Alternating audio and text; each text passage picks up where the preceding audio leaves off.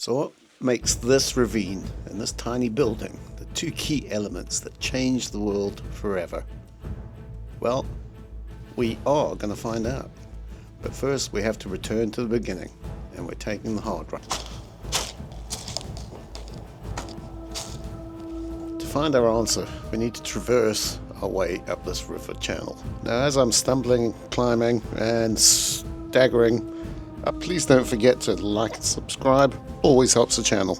Leave a comment and I'll gladly get back to you. Getting slightly trickier. The rocks are like ice cubes because it's been so cold. They're right in the heart of the ravine. Under the walkway bridge, and we'll have reached it. We found it. Now let's get out this valley and discover where the hell we are.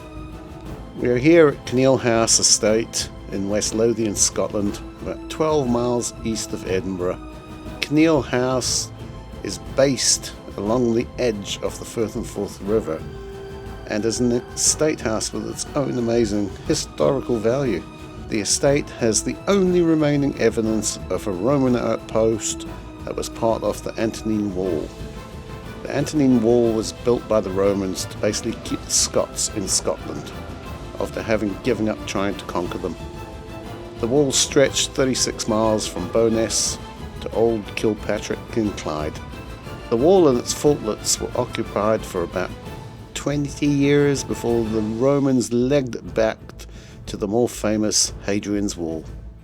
The main house here is also known to be haunted by the White Lady. As folklore goes, she was said to have stumbled from the rooftop terrace and fell to her death below. Now she can occasionally be seen standing in the upper windows. The estate also boasts the remains of one of the first churches in the area. Unfortunately, only one wall and some gravestones remain.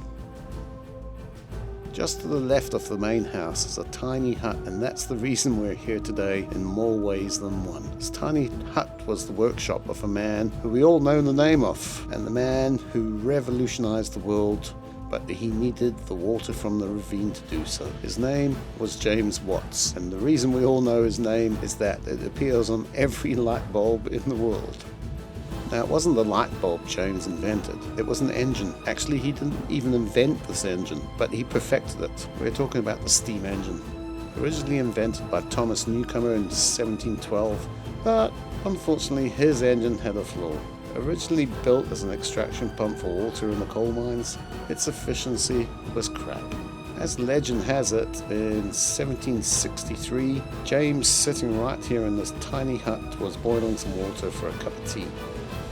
He had an idea that transformed the world that we know. His idea was to build a second tank to capture and hold all the energy generated by the steam, therefore creating an ongoing source of power. This engine was pivotal in the world we know it, as once he perfected it, it went on to be used throughout the world, used to drive mills and inspired the invention of steamships and the railroad steam engines, hereby creating the Industrial Revolution. The story of James and his engine is inspiration that ideas can spring from anywhere, from boiling a kettle and changing the world, to J.K. Rowling sitting in a coffee shop, writing on a napkin and coming up with the Harry Potter series. Give us your thoughts in the comments below, and don't forget to like and subscribe to see my next adventure. Enjoy and stay curious.